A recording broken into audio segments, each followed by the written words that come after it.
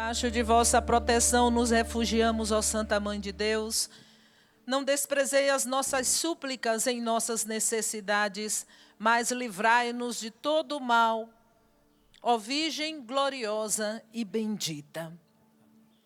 É uma alegria, meu irmão, minha irmã, poder estar com você neste acampamento rumo a Pentecostes. Toda a igreja se preparando para este momento tão sublime, para este momento do nascimento da nossa igreja. E nós estamos imbuídos desta graça, dessa preparação.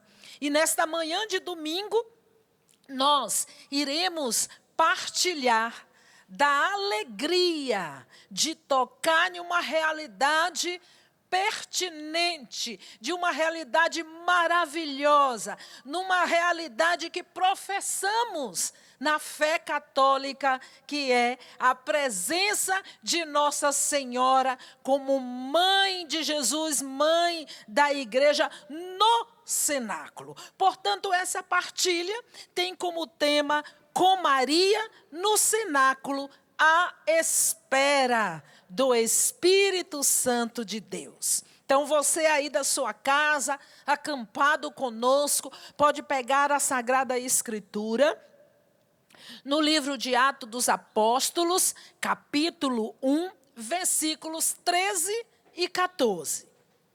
Atos dos Apóstolos, capítulo 1, versículos 13 e 14. Na verdade, vou começar lendo do versículo 12, os 3 versículos, 12, 13 e 14. Voltaram eles, então, para Jerusalém, do monte chamado das Oliveiras, que fica perto de Jerusalém, distante uma jornada de sábado. Tendo entrado no cenáculo, subiram ao quarto de cima, onde costumavam permanecer. Eram eles, Pedro e João, Tiago, André, Filipe, Tomé, Bartolomeu, Mateus, Tiago, filho de Alfeu, Simão, o zelador, e Judas, irmão de Tiago. Todos eles perseveravam unanimemente na oração, juntamente com as mulheres, entre elas Maria, mãe de Jesus, e os irmãos dele. É muito interessante que a gente vê o detalhe que Lucas coloca na Sagrada Escritura, evidenciando Maria, mãe de Jesus. Isso é muito importante para nós, porque Maria, mãe de Jesus, como também no Evangelho de São João, aos pés da cruz, ela também é reconhecida, a sua identidade ali, a mãe de Jesus, deixa para nós essa segurança, essa firmeza de que, de fato, Maria, mãe de Jesus, é nossa mãe, é mãe da igreja. Não porque nós queremos, mas porque o próprio Cristo a deu. E nós seguimos adiante. Jesus recomenda aos apóstolos que voltem para Jerusalém, que não se afastem de Jerusalém, mas que, permanecendo lá em Jerusalém, eles aguardassem o cumprimento da promessa do Pai, que é o derramamento do seu Espírito. E aí, no texto bíblico, a gente vê eles voltando lá do Monte das Oliveiras, logo após que Jesus subiu aos céus, e eles entram nesta casa. onde tinha já o costume, né? E eles sobem para a parte superior da casa, que é o cenáculo. Nada mais do que uma sala na parte superior, é um estilo de casa comum para os judeus daquela época. Embaixo tinha cozinha, lugar onde guardavam os animais, lugar onde as mulheres faziam aqueles serviços práticos de dona de casa. E no andar de cima era sala de reunião, era lugar onde eles dormiam no verão, cobriam para dormir no inverno. Era uma prática, um estilo arquitetônico comum para aquela época. Então, é neste andar de cima que Jesus celebrou a Santa Ceia, instituiu a Eucaristia.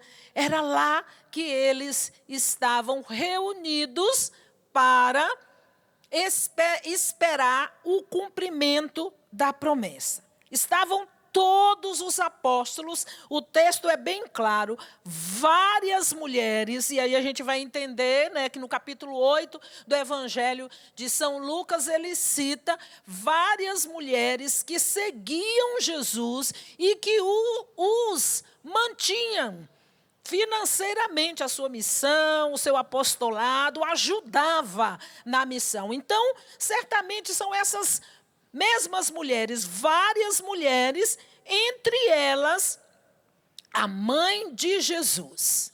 Somente que, sendo mencionada na qualidade de mãe de Jesus, porque São Lucas fez questão de evidenciar essa identidade de Nossa Senhora na qualidade de mãe de Jesus, tudo muda e coloca a Nossa Senhora em um nível diferente de todos os outros. Lá no cenáculo, a mãe de Jesus. E o que significa tudo isso? O que significa Maria estar lá no cenáculo como a mãe de Jesus?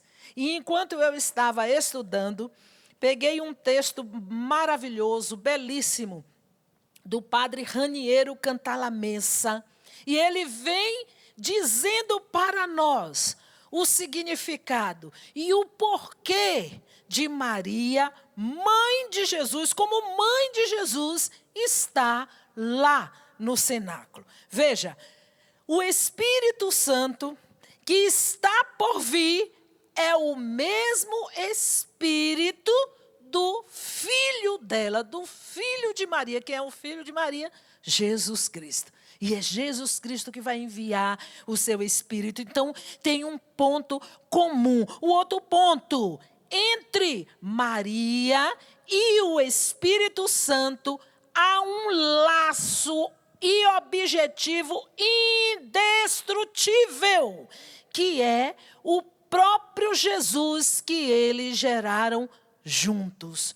Olha que beleza, que maravilha tocar nesta realidade. E enquanto eu li o texto, eu chorava, meu coração queimava, ardia, palpitava de alegria. Veja, entre Maria e o Espírito Santo há um laço e um objetivo indestrutível, que é o próprio Jesus, que eles geraram junto. E é por isso que no credo nós rezamos: se encarnou pelo Espírito Santo no seio da Virgem Maria. Impossível mudar esta realidade. Jamais essa verdade será mudada, tanto que nós professamos.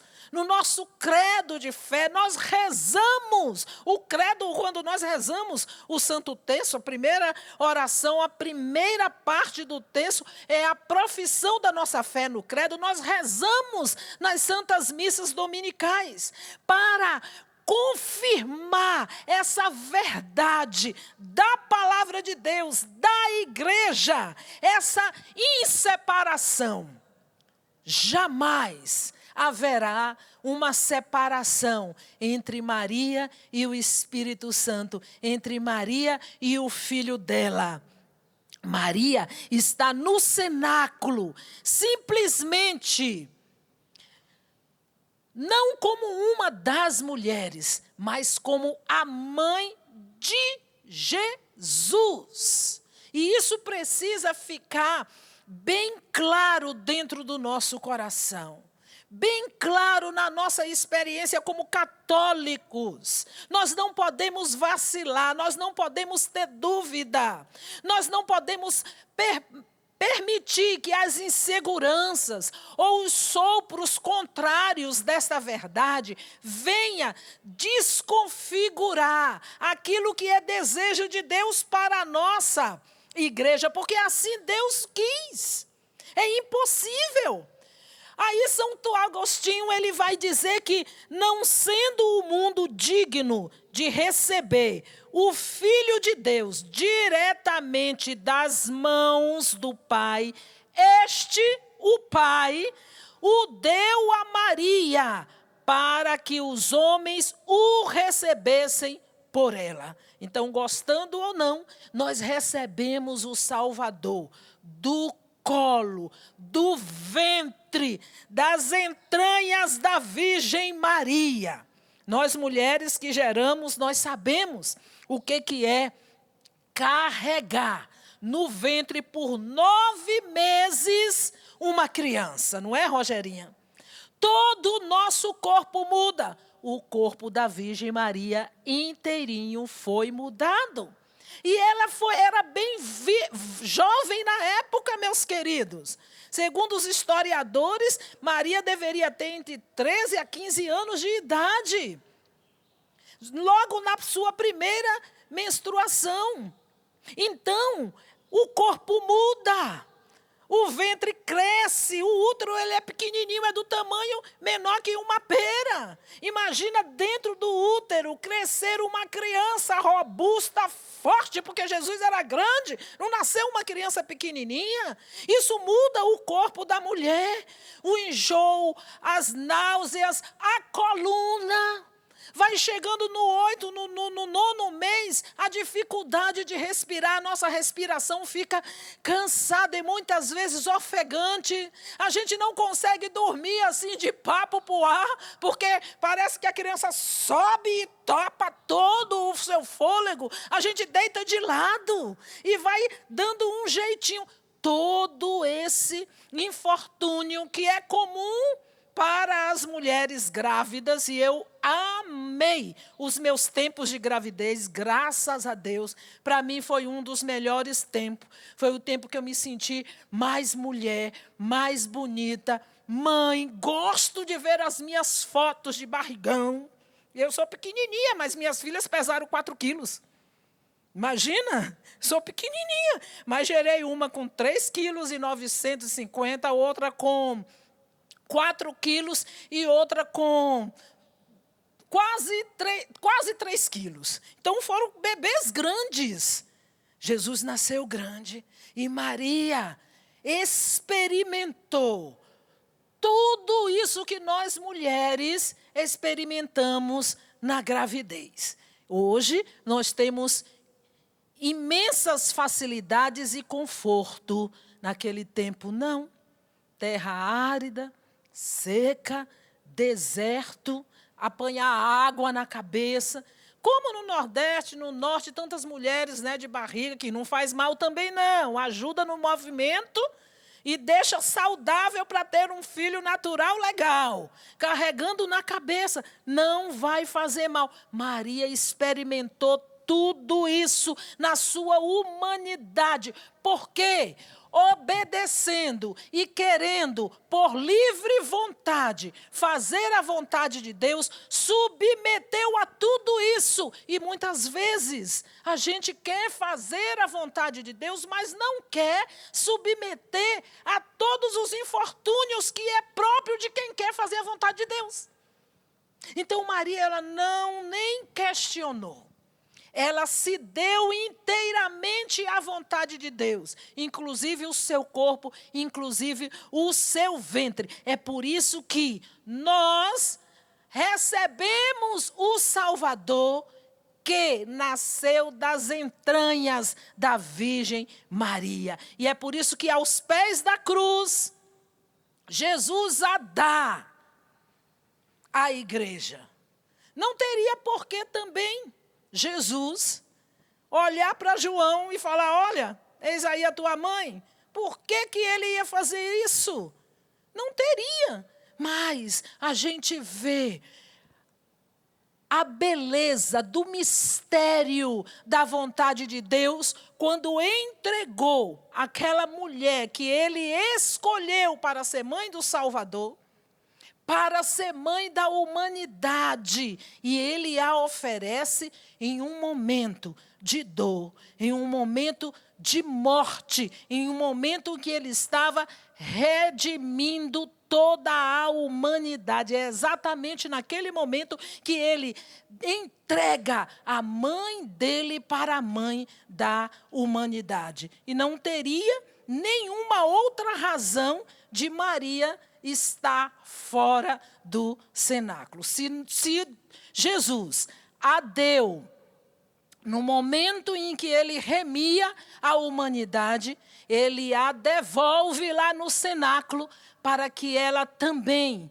lá no cenáculo, seja a testemunha do nascimento da igreja. E o que é a igreja? O corpo místico do Filho dela, nosso Senhor Jesus Cristo. É por isso que ela está no cenáculo. E eu achei lindo o padre Raniero Catalamessa nesse texto, ele dizer que no cenáculo Nossa Senhora, e a gente carinhosamente, nós católicos, carinhosamente nós chamamos de Nossa Senhora, porque ela é a mãe do nosso Senhor. Então a nossa boca, o nosso coração enche de gosto quando nós falamos Nossa Senhora, como um sinal de propriedade nossa mesmo. Nós somos dela e ela é nossa. Por isso que nós chamamos Nossa Senhora. E o padre Raniero Catalamessa, ele vai dizer que no cenáculo, Nossa Senhora, ela está como madrinha. Para quê? Para desempenhar o papel de madrinha. De que forma? Uma madrinha, para ser madrinha, desempenhar o seu papel de madrinha, deve ser alguém que já tenha recebido o batismo. Porque quem não for batizado não pode ser madrinha nem padrinho de uma criança que vai ser batizada. Tem que ser uma pessoa já batizada para ser madrinha, para ser testemunha de um batizado. Então ele faz essa comparação de que ela era madrinha ali dos apóstolos, porque já recebera Maria, uma batizada no Espírito, agora, lá no cenáculo, aguarda a igreja ser batizada no mesmo Espírito que ela recebeu lá na Anunciação. Escolhida por Deus para ser a mãe física de Jesus, também é escolhida por Deus para ser a mãe do nascimento do corpo místico da igreja, que é o mesmo filho dela, nosso Senhor Jesus Cristo. É por isso que ela está no cenáculo. E é por isso que Lucas fez questão de colocar aqui no texto, destacar no texto, entre todas aquelas mulheres que estavam no cenáculo, Maria, a mãe de Jesus, também estava lá. E a gente segue o texto vendo a maravilha de todos que perseveravam unanimemente na oração. E aí a gente vai aprendendo o quanto é importante para a nossa vida prática a perseverança na oração. esta unidade, esta comunhão da igreja que persevera em oração. Se não acontecer no nosso meio a perseverança na oração, não tem como acontecer Pentecostes. O que antecede o Pentecostes é a perseverança, a unidade na oração. Veja, eles estavam unanimemente, ou seja, eles estavam de comum acordo. Era uma somente, um só pensamento, uma harmonia de sentimentos e de pensamentos. Eles estavam inteiros lá nesta comunhão. Não havia lutas, não havia divisões, não havia intrigas por interesses. Olha, eu quero mais, eu rezo mais, eu vou receber mais o Espírito Santo. Imagina Pedro lá. Olha, ele disse que eu ia ser a pedra aqui, então eu sou o primeiro. Não, eles estavam na mesma mentalidade, interessados na mesma coisa, que era fazer a vontade de Deus. E quem foi a pessoa, testemunha viva no meio daquele cenáculo, que inteiramente fez a vontade de Deus? A Virgem Maria, Nossa Senhora. Ela era a prova viva, o testemunho, e a presença dela ali animava aqueles apóstolos de ver que ela estava inteira, toda, fazendo a vontade de Deus. E como eles estavam lá, obedecendo a nosso Senhor, aguardando o cumprimento da promessa, Maria, tenho certeza, os aconselhava a estar firmes na oração, na unidade, nesse só pensamento, porque no cenáculo, Maria é aquela que ora com perseverança, na espera do Espírito Santo. É a mesma em que o Espírito Santo desceu, como o Espírito Santo desceu nela, na anunciação. Ela aguarda ver esse mesmo Espírito nascer na igreja nascente. E ela foi a primeira a provocar, a animar, a exortar cada um dos apóstolos de nosso Senhor Jesus Cristo, cada um dos seus seguidores que estavam naquela sala, a permanecerem firmes, a permanecerem orando, aguardando, meu querido, minha querida, o cumprimento da promessa. E a gente pode observar também essa correspondência. Maria, o Espírito Santo é prometido para ela, lá na anunciação, como a força do Altíssimo que descerá sobre ela. A força do Altíssimo, diz o anjo Gabriel, descerá sobre ti e vai te cobrir com a sua sombra, lá, aguardando a promessa do cumprimento, que é o derramamento do Espírito Santo. Jesus diz para os apóstolos: o prometido do meu Pai descerá com poder do alto. Esse mesmo poder do alto, essa mesma sombra do Altíssimo, esse mesmo poder que Maria recebeu na anunciação, agora ela é testemunha de ver a igreja recebendo em Pentecostes. Por isso, ela é a primeira que precisaria estar lá, e graças a Deus estava. No cenáculo, Maria assistiu com suas orações à igreja nascente.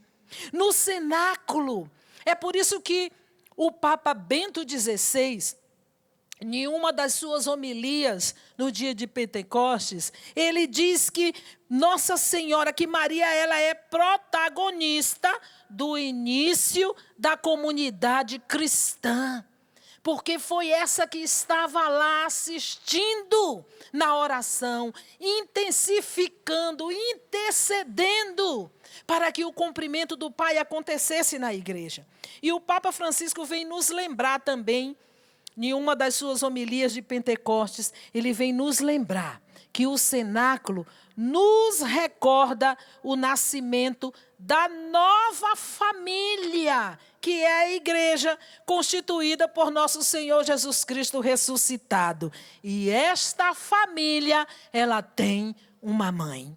Nós sabemos a composição de uma família. Esta família, ela tem uma mãe. No nosso caso, Nossa Senhora, a mãe de Jesus, a mãe da igreja, dada por Ele a nós. É por isso que ela estava no cenáculo.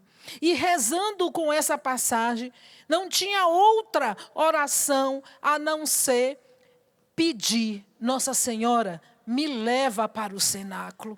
E eu fui rezando e pedindo: Nossa Senhora, eu quero entrar no cenáculo, eu quero estar lá com a Senhora, eu quero ver o que vocês faziam, eu quero experimentar do que vocês faziam no cenáculo. O cenáculo era uma casa, como eu disse no início, uma casa comum dos judeus daquela época. Eles estavam alojados no andar de cima. Foi lá que Jesus instituiu a Santa Eucaristia.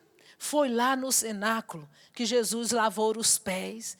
E aí o Senhor foi me levando a experimentar tudo aquilo que aconteceu dentro do cenáculo.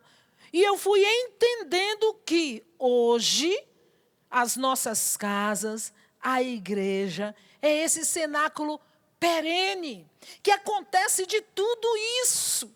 O mover do Espírito na nossa vida nos leva constantemente a estar no cenáculo. E eu vou dizer, nós precisamos estar no cenáculo, ficar no cenáculo, permanecer no cenáculo. Isso não significa que permanecer no cenáculo é estar em quatro paredes sem fazer nada. Não.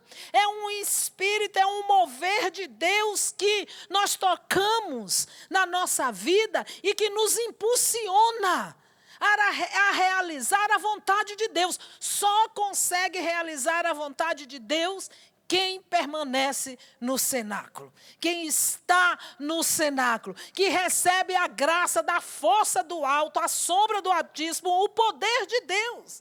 E eu escrevi aqui no meu caderno que São Crisóstomo, ele diz assim, que os apóstolos, quando eles desceram do cenáculo, eles não desceram mais levando as tábuas da lei, como Moisés, quando desceu lá do monte, levando as tábuas da lei. Os apóstolos desceram do cenáculo com o Espírito em sua alma. Eles desceram do cenáculo com o tesouro dentro de si, que é o Espírito Santo, a fonte de verdade e de carismas. Então, se eu não fizer uma experiência de estar dentro do cenáculo, eu não terei mais nem força, nem graça de exalar esse poder, essa unção do Espírito Santo com os carismas dele. Para eu ter na minha vida, eu preciso voltar ao cenáculo, eu preciso estar no cenáculo, eu preciso estar fazendo essa experiência do cenáculo. Eu preciso tocar na realidade do cenáculo, eu preciso experimentar, eu preciso comungar, comer do corpo de Cristo, beber do sangue de Cristo que Ele instituiu no cenáculo, aonde aconteceu a primeira missa no cenáculo. Então, a igreja é um cenáculo, a nossa casa é um cenáculo. Nesse tempo em que nós estamos nesta dura obediência, eu trouxe como experiência própria esse conceito que este tempo de pandemia é um tempo de dura obediência. Primeiro porque obedecer não é fácil, mas para quem mira o desejo de ir para o céu, de estar no reino de nosso Senhor Jesus Cristo, a primeira coisa que tem que fazer é obedecer. Porque o desobediente é Satanás, é o demônio. Então nós que temos o testemunho de obediência como de Nossa Senhora, É duro? É, mas a gente obedece. Mesmo nessa dureza, porque nós queremos o céu. Então, neste tempo de dura obediência, as nossas casas precisam ser o cenáculo. Afinal de contas, gente, o cenáculo foi em uma casa de família.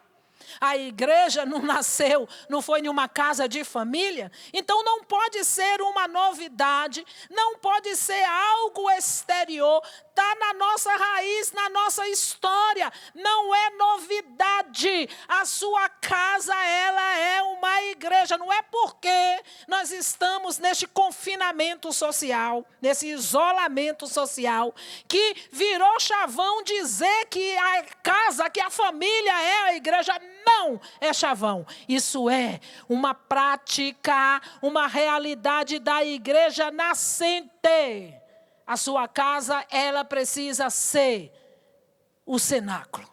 E dentro do cenáculo aconteceu de tudo. Então, rezando com Nossa Senhora, pedindo para ela me levar no cenáculo, ela foi me mostrando, lá teve o lava-pés. Então, dentro da nossa casa precisa ter com o perdão, com a reconciliação, com a humildade, com o desejo de obedecer.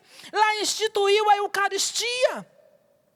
E nós precisamos, dentro do nosso lar, sermos eucarísticos, no sentido de comunhão, de unidade fraterna, de paz, de reconciliação. Sem isso, como é que vai acontecer a Eucaristia? Foi nesse clima que o Senhor instituiu a Eucaristia. Foi lá no cenáculo que o Senhor instituiu o sacramento da confissão.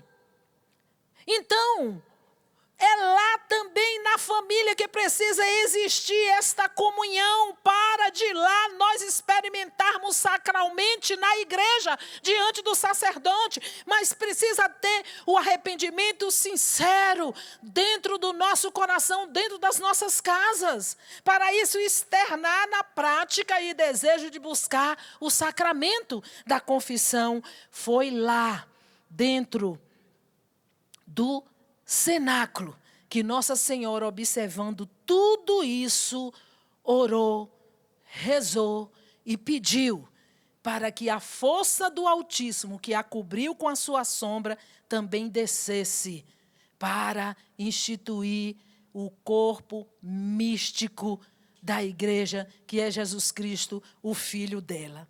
E quase já encerrando, ontem, eu pedindo, Nossa Senhora me leva para o cenáculo, Nossa Senhora me leva para o cenáculo, fui me recordando que eu fui criada, a minha mãe, sempre, desde quando nós éramos pequenas adolescentes, fazia o cenáculo de oração em casa e nas casas da vizinhança.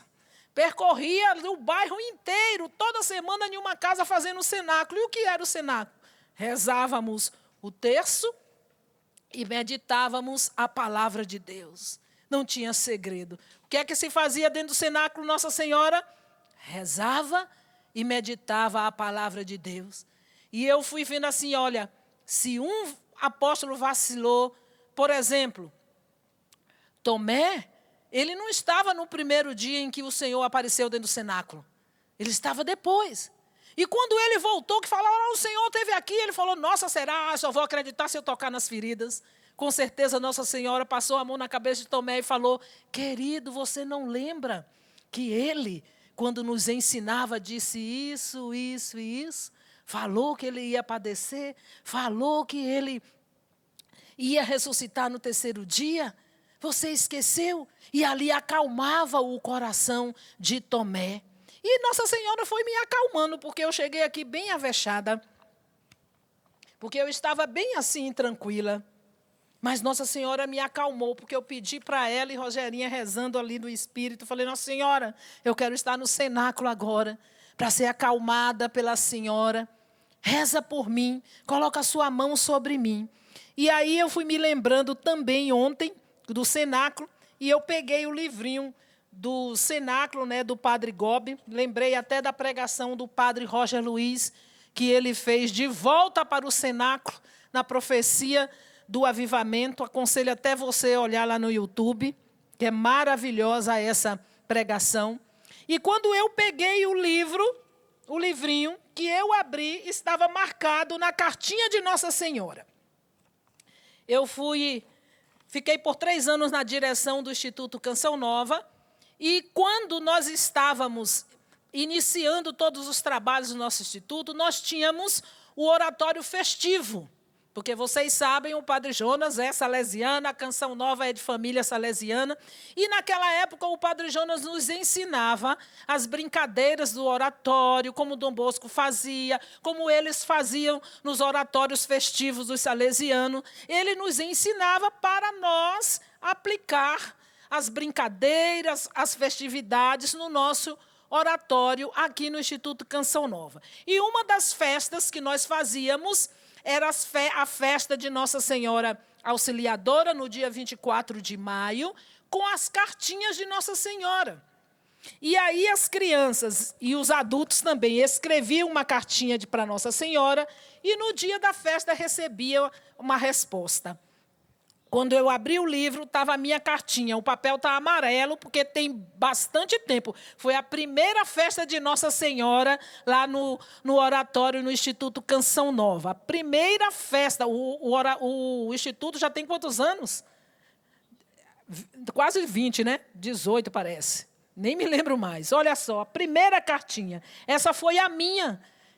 Quando eu peguei, gente, chorei quando eu li. Porque quando eu peguei a minha cartinha, que eu li, estava assim: querida filha, não fique triste. Eu estou com você.